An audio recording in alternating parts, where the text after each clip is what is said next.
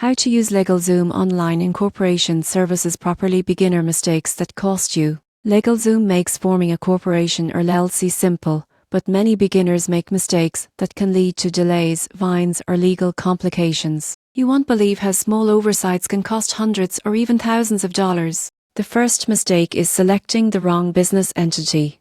LLCs, S corporations, and C corporations each have unique tax implications, liability protection, and ownership rules. Understanding the differences is critical before filing. Another common error is inputting incorrect information on formation documents. Mistyped addresses, business names, or missing signatures can delay approval or make your filing invalid. Double-check every detail before submission. Many users skip drafting an operating agreement or corporate bylaws. Even if not required in your state, these documents establish management roles, ownership percentages, and decision-making processes essential for preventing disputes. Neglecting ongoing compliance is another pitfall.